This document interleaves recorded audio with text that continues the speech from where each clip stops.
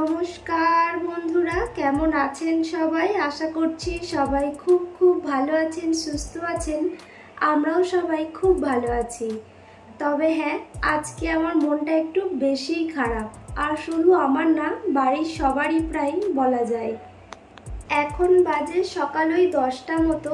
সবাই এখন সকালের টিফিন খাবে। তো আজকে টিফিনে ছিল শসা, পেঁয়াজ, মুড়ি, চপ, বেগুনি এসবই। যদিও এই টিফিনটা সন্ধ্যের সময় অসাধারণ লাগে, তারপরেও সকালবেলা হচ্ছে গরম গরম চপ আর বেগুনি দিয়ে মুড়ি খাওয়া হচ্ছে। আর আমি খুব একটা সকালে টিফিন করি না। তো আজকে যেহেতু আমার একদমই শেষ দিন বাড়িতে, আমি দুপুরবেলা বেরিয়ে যাব, আমার ট্রেন দুপুরে আছে, সবটাই আস্তে আস্তে শেয়ার করব। তো সেই কারণে ভাবলাম আজকে পুরো দিনটা একদমই ডায়েট বাদ দিয়ে দিই। এমনিতে তো খুব একটা ডায়েট হচ্ছে না, তো আজকে পুরো দিন ডায়েটটাকে সরিয়ে রেখে একদম সবার সাথে মিলেমিশে সব কিছু খাবার দাবার খাবো, মজা করব। তো এটাই হচ্ছে আজকের আমার এরকমই একটা প্ল্যানিং ছিল। তো সেই অনুযায়ী সকালে সবাই টিফিন খাচ্ছিল, আমিও একটু বসে পড়লাম আমার খাবারটা নিয়ে। আপনাদের সাথে ভাবলাম এটা শেয়ার করি। আর এদিকে এই যে দেখুন, চপের সাথে শসা, পেঁয়াজ টেয়াজ একসাথে লঙ্কা মাখানো হচ্ছে। এটা দিয়ে কিন্তু পান্তা ভাত খেতে আরও বেশি ভালো লাগে। তো যাই হোক, পান্তা ভাত ছিল না, তাই সবাই মুড়ি খাওয়া হলো। আর একটু পরেই হচ্ছে রান্নাবান্নার জোগাড়জাটি হবে, সবটাই শেয়ার করব আপনাদের সাথে। তো সত্যি বিদায় না অনেকটা কষ্টেরই হয়, সে যেখান থেকেই বিদায় হোক না কেন। ধরুন এই যে আমি আজকে একটা জায়গায় বেড়াতে গেছি, সবার সাথে এতদিন ধরে মজা করলাম, আবার এই ফিরে যাব। অথবা আরও একটি সবথেকে কষ্টের বিদায় হচ্ছে যখন বিয়ের পরের দিনকে শ্বশুরবাড়ি চলে যেতে হয়, সেটা সবথেকে কষ্টদায়ক। তারপরে এরকমভাবে অনেক রকম দিক থেকে কোথাও যাওয়া, কেউ এলো বাড়িতে, তারা ফিরে যাবে বা আমরাই ফিরে আসছি, সব কিছু মিলেমিশেই বললাম বিদায় হচ্ছে অনেক কষ্টদায়ক। তো যাই হোক, অনেক ভালো ভালো স্মৃতি নিয়ে থাকা যায়। আর সবটাই ভালো ভালো স্মৃতি বা খারাপও স্মৃতি সবটাই ক্যামেরাবন্দি করা, সবটা ভিডিওর মাধ্যমে পরে যখনই মন চাইবে দেখতে পারবো, এই তো রান্নাবান্নার ভিডিও সবটা আর শেয়ার করলাম না, জাস্ট মাছ ভাজা করেছি, ওদিকে ছোটো মা আজকে রান্নাবান্না করছে। আর এদিকে দিদা এই যে দেখুন প্রচুর খাবার দাবার নিয়ে এসছে আমার জন্য। বলছে কি, ট্রেনে তুই কিনতে লাগবে না, যখন মন চাইবে যেটা খেতে পারবি, এগুলো আমি তোকে দিচ্ছি। তারপরে হচ্ছে দিদার দোকানের একদম স্পেশাল করে চা পাতাটা ভীষণ ভালো, আমাকে এখানে চা পাতাও দিয়েছে। আর প্রচুর ধূপ দিয়েছে দিদার একটি ছোটোখাটো দোকান আছে, তো সেই দোকান থেকে প্রচুর জিনিসপত্র, রাহির জন্য চকলেটস, এইসব কিছুই দিয়েছে। তো দিদাটাকেও একটু দেখাবো, আপনারা তো দেখেছেন যদিও, আবার নতুন করে দেখার কিছু নেই। তারপরেও প্রচুর জিনিসপত্র দিদা এখানে দিল, বলছে ট্রেনে তোর কাজে লেগে যাবে। এই হচ্ছে দিদারও কিন্তু মনটা সত্যিই খারাপ। অনেক দিন ধরে একসাথে ছিলাম, মজা করলাম, আর আজকে ফিরে যাব।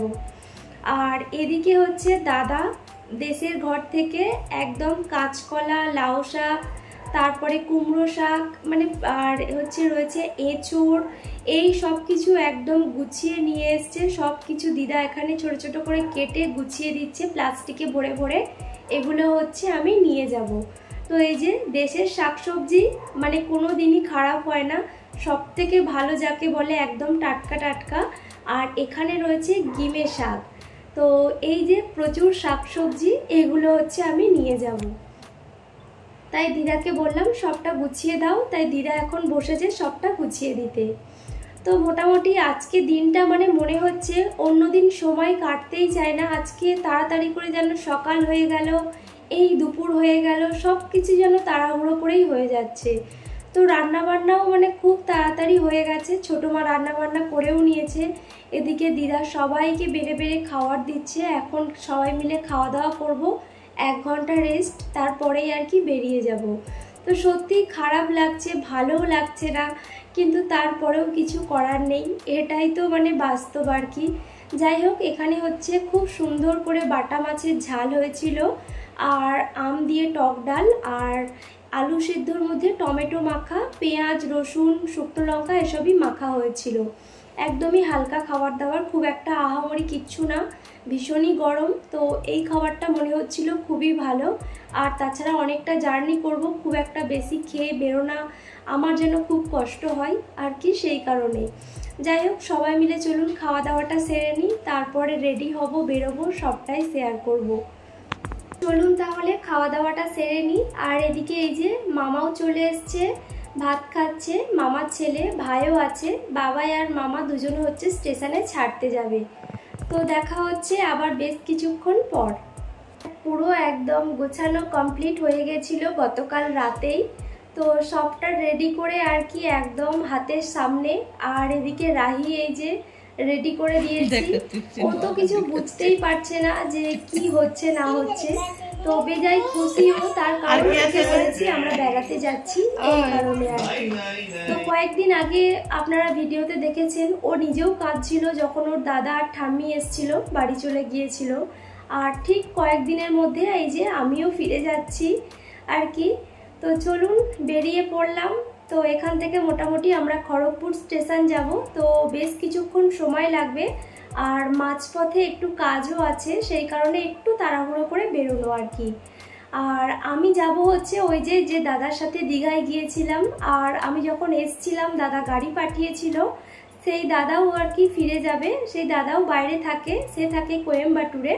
তো আর কি উনিও ফিরবে, তো ওনার গাড়িতে একসাথে আর কি টিকিট কাটা হয়েছে, একই দিনে সবটা একই টাইম। তো আমরা একই সাথে ওনার গাড়িতে করেই আর কি যাব।